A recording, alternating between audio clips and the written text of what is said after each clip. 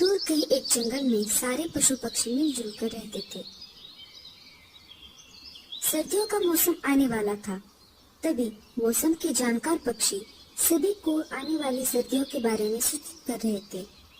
सुनो सुनो सुनो, हर साल की तरह इस साल भी बहुत ठंड पड़ने वाली है, पर इस साल पिछली ठंड से बहुत ज्यादा ठंड पड़ेगी। आप अपने अपने रहने खाने की तैयारी कर ले। सारे पक्षियों ने सूचना पक्षी को सुनकर अनसुना कर दिया, पर लाडो चिड़िया आने वाली ठंड को लेकर चिंतित हो गए। लाडो अपने पड़ोसी पंछियों से कहने लगे, अरे मेरे साथियों, हमें सिपाही कबूतर की बात गंभीरता से लेनी होगी। हमें अपने घोंसले पक्के कर लेने चाहिए। अरे अरे लाडो, ऐसी कोई बात नहीं है। हर साल की तरह इस साल भी उतनी ही ठंड पड़ेगी, तुम देख लेना। और वैसे भी हमारे घोंसले पक्के हैं। नहीं नहीं मीनू चिड़िया, ऐसी बात नहीं है। ज्यादा ठंड पड़े या न पड़े, हमें तैयार रहना चाहिए। चलो, मैं घोंसले को ठीक ठाक करती हूँ। लाडो चिड़िया अपने घोंसले की मरम्मत करने लगती है। थोड़े ही दिन में वो अपना घोंसला ठीक ठाक कर लेती है। चलो, अब मैंने अपना घोंसला तो ठीक कर लिया है। अगर ज्यादा ठंड भी पड़ जाए तो भी मुझे कोई भारी नुकसान नहीं झेलना पड़ेगा। अब मुझे सर्दियों के लिए दाना इकट्ठा कर लेना चाहिए। ऐसा कहकर लाडो दाना इकट्ठा करने चल पड़ती है। रास्ते में उसे कालू कौवा दिखाई देता है। अरे लाडो, कहाँ जा रही हो? लगता है बहुत जल्दी में हो। हाँ हाँ कौवे भैया, सर्दी आने वाली है ना कल, इसलिए मैं दाना इकट्ठा करने जा रही हूँ। इसमें कौन सी ऐसी बड़ी बात है? सर्दियाँ तो हर साल आती है। हाँ कौवे भैया, पर जंगल के सिपाही ने तो सूचना दी है ना, इस साल हर साल से ज्यादा ठंड पड़ेगी, इसलिए मैं सर्दियों की तैयारी में लगी हुई हूँ। मुझे लगता है कि आप भी सर्दियों की तैयारी कर ही लो। तुम अपना अपना काम देख लो, मुझे सिखाओ मत, मैं खुद का ध्यान रख सकता हूँ। ठीक है, मैं तो बस आपको सूचित कर रही थी, बाकी आपकी मर्जी। ऐसा कहकर लाडो चिड़िया वहाँ से चली जाती है। कुछ दिन गुजर गए। वैसा ही हुआ जैसा सिपाही बोल कर गया था। इतनी ठंड पड़ गई कि नदी का पानी भी जगह पर जम गया। सारे पेड़ पौधे पर बर्फ जम गई। अच्छा हुआ मैंने घोंसले की तैयारी कर ही ली, वरना मुझे भी ठंड में बाहर रहना पड़ जाता। लाडो अपने घर में मजे से बैठी थी, तभी बाहर से दरवाजे पर ठक ठक की आवाज आने लगी। अरे, इस समय कौन है दरवाजे पर? जब लाडो ने दरवाजा खोल दिया तो बाहर कालू कौवा खड़ा हुआ था। अरे कालू कौवे, क्या बात है? इतनी रात गए तुम मेरे घर क्यों आए हो? तुम सही कहती थी लाडो, मैंने तुम्हारी बात मजाक में ले ली। इस साल ठंड तो बहुत ज्यादा है। तुम आज के लिए बस मुझे तुम्हारे घर पर सहारा दे दो, मैं कल ही मेरा घोंसला बना लूंगा।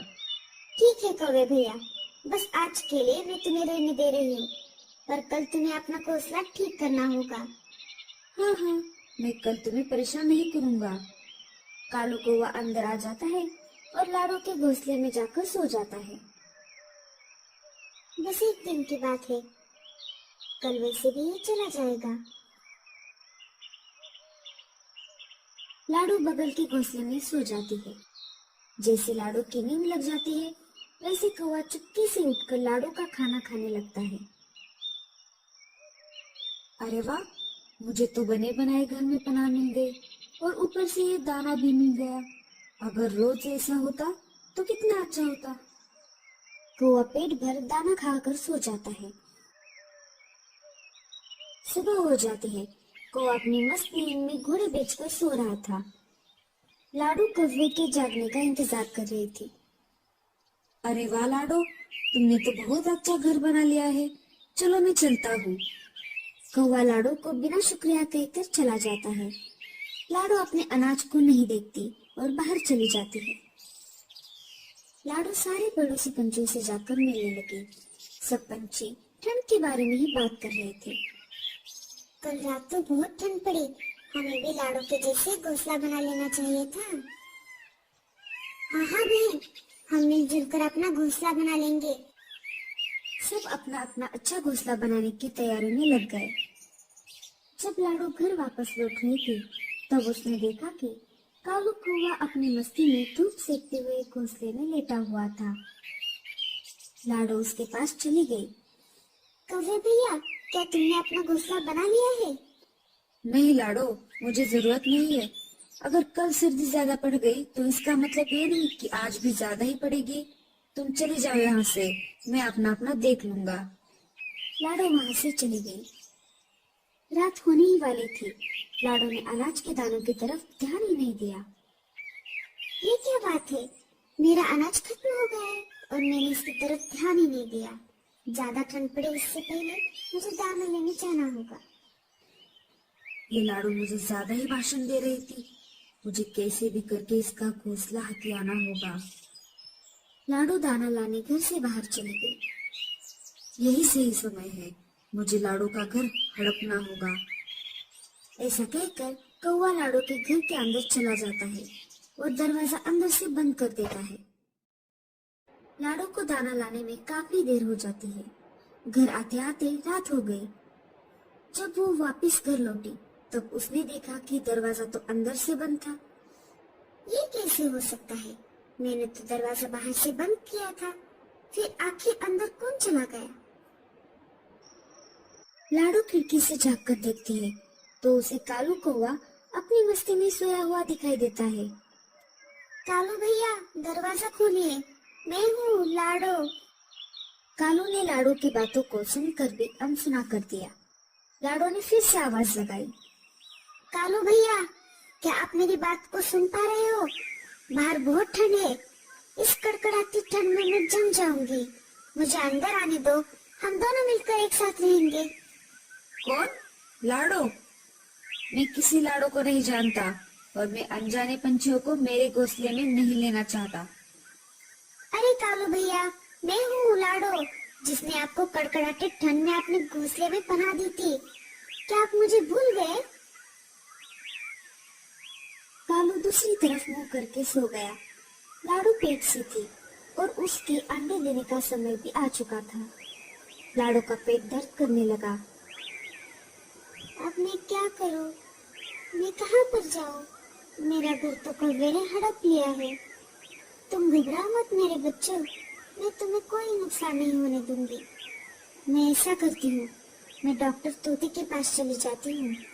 मैं उनके अस्पताल में जाकर शरीक हो जाती हूँ। मेरा ठंड से बचाव भी होगा और उनके पास मेरा गुजारा भी होगा। लाडो कड़कड़ाती ठंड में डॉक्टर तोते के पास चली जाती है। लाडो डॉक्टर तोते के घर के बाहर आ जाती है और घर का दरवाजा खटखटाती है। कौन है? डॉक्टर चाचा, मैं हूँ लाडो, दरवाजा खोलिए। डॉक्टर तोता घर का दरवाजा खोल देता है। लाडो, जल्दी से अंदर आओ, बाहर बहुत ठंड है। डॉक्टर चाचा, मेरे अंडे बाहर आने वाले हैं। कालू कौवे ने मेरे घोंसले पर कब्जा कर लिया है। मुझे समझ नहीं आ रहा था कि मैं क्या करूं। तभी मुझे आपका ख्याल आया। आप देख लीजिए, मेरा पेट बहुत दुख रहा है। तुम चिंता मत करो लाडो, मैं हूं ना। जब तक तुम्हारा घोंसला तुम्हें वापस नहीं मिल जाता तब तक तुम यहाँ पर रह सकती हो। मैं बाजू के घोंसले में रहूंगा। डॉक्टर चाचा लाडो को कुछ दवाई दे देते हैं। ये लो लाडो, इसे खा लो, सुबह तक तुम्हारे अंडे निकल आएंगे। मैं यहीं पर हूँ, पास वाले घोंसले में। कुछ जरूरत पड़ी तो मुझे आवाज लगाना। इधर ठंड के कारण एक हाथी पागल हो जाता है। फिर वो हर एक पेड़ पर अपना सिर पटक रहा था। कालू कौवा अपने मजे में सो रहा था। तभी पागल हाथी ने उसके पेड़ पर जोर से सिर मार दिया। वैसे ही घोंसला जोर जोर से हिलने लगा। कालू कौवा डर गया। अरे ये क्या हो रहा है? मुझे लगता है भूकंप है। कालू कौवे ने कुछ करने से पहले ही हाथी ने एक और बार अपना सिर पेड़ पर पटक दिया। वैसे ही घोंसला नीचे गिरकर टूट गया। नीचे गिरने की वजह से कालू कौवे के पंख टूट गए और वो ठंड में बाहर आ गया। ज्यादा ठंड कालू को बर्दाश्त नहीं हुई। वो ठंड के मारे वहीं पर जम गया।